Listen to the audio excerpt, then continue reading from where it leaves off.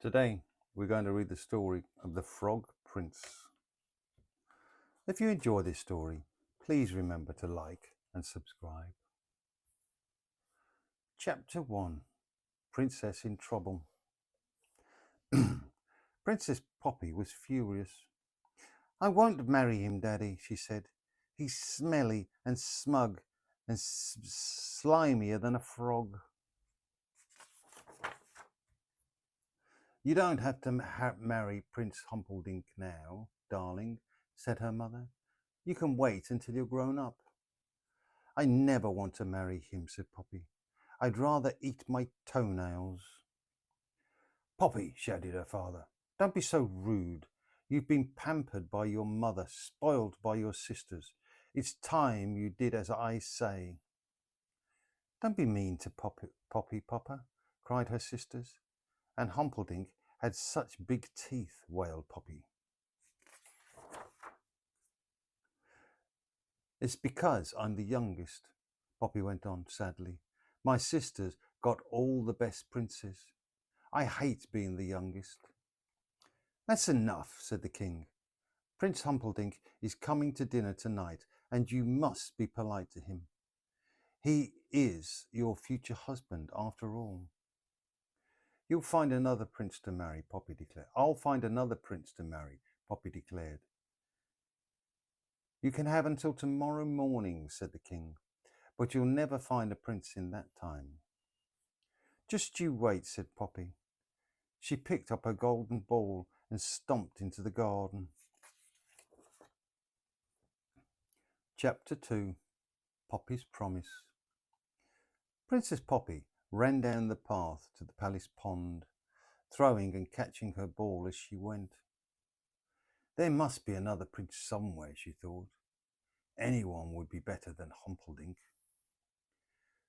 Poppy was so cross she didn't see the wobbly stone. She wibbled, "Ooh!" She wobbled, "Ah!" She slipped and fell, splat, face first into the pond. Her beautiful golden ball flew out of her hands. With a loud splash, it disappeared into the deep, dark pond. "I hope it doesn't land on me," said the frog. "Oh no," Poppy groaned. "My birthday present from Daddy." "I'm in big trouble now," she thought. Poppy looked down into the pond, hoping to see her ball. Instead, she came face to face with a pair of big, bulging eyes. "Ugh!" she cried. "A frog!"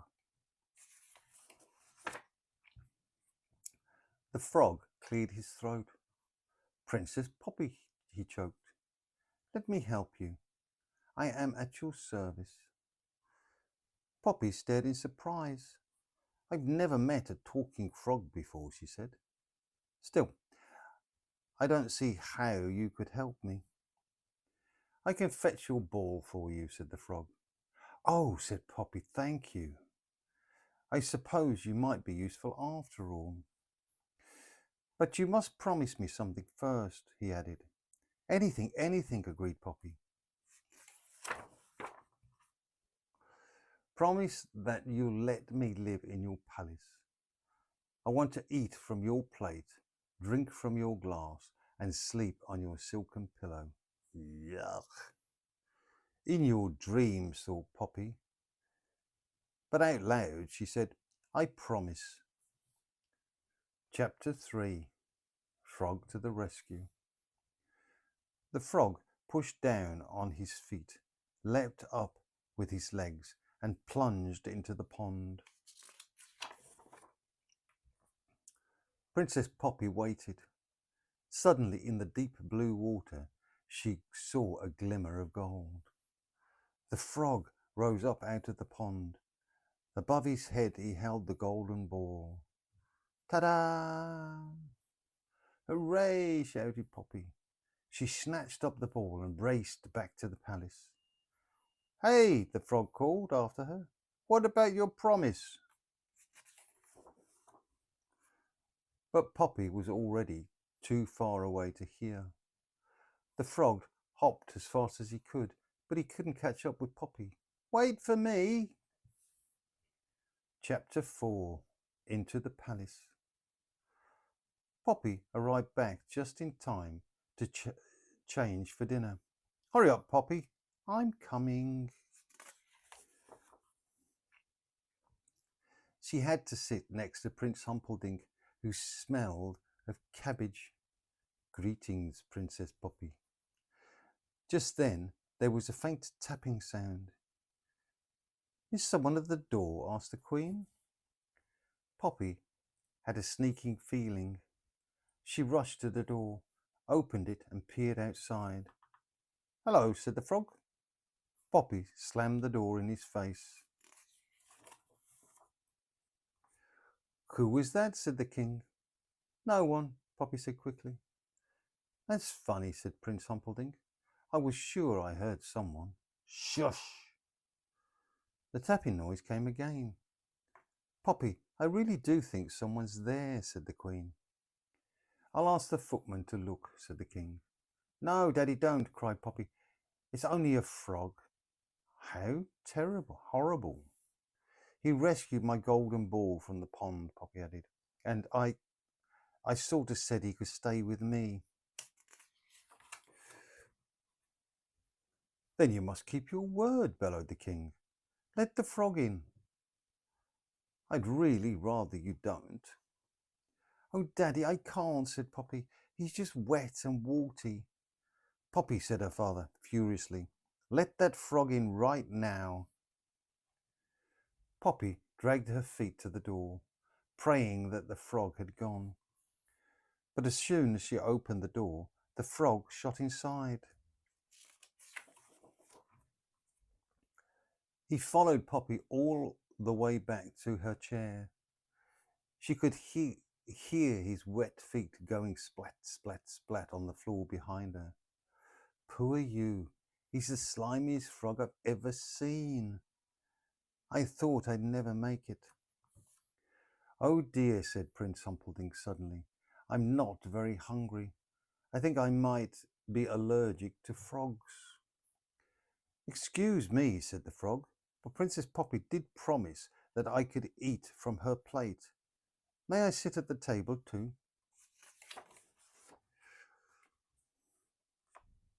Certainly not, snapped Poppy crossly. Don't be so rude, said the king. The frog is our guest. I'm starving, said the frog. What's the first course? Cold watercress soup, said the king, smiling at him. Help yourself. This is the life. The frog dived into Poppy's bowl. This is delicious, he cried between mouthfuls.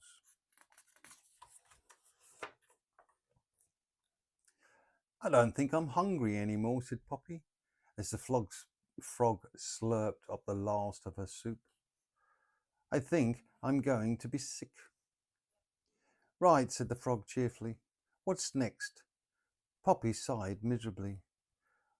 What is the second course? He asked her maid. The maid began nervously. Come on, said the king. You must know what's for supper. Well, you see, your highness, the maid went on.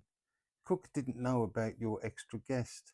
I'm afraid it's frog's legs. The frog gulped. I think I might skip this course, he said weakly. Poppy didn't usually like frog's legs, but that night she had seconds. You must be formed by now. Isn't it time for bed, princess? Said the frog. Oh no, cried Poppy. You're not coming anywhere near my bedroom. But you promised, said the frog. You can carry me on a cushion. Poppy looked at her father pleadingly. Come on, dear, said the queen. Don't make Poppy touch that green, slimy.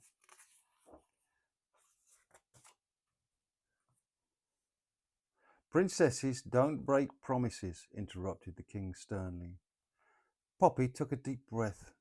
Then, scratching out her arm, she picked up the frog by one foot. Her sisters gasped. She's touched him, moaned Prince Humperdinck, and fainted. Chapter 5. The Frog Prince. Poppy dropped the frog in the darkness, most distant corner of her room, before climbing into bed. "But Princess Poppy," said the frog, "you promised I could sleep on your silken pillow." Poppy didn't answer. "If you don't let me," the frog threatened, "I'll tell your father." "I've had enough," snapped Poppy. "You're the meanest, ugliest, most horrible frog I've ever met. What's more," she added, "if you mention my promise one more time, I'll throw you out of the window." "No, you won't," said the frog. "You wouldn't dare." "Your promise." "I do dare," said Poppy. In a fury, she strode over to the frog, picked him up and threw him out of the window.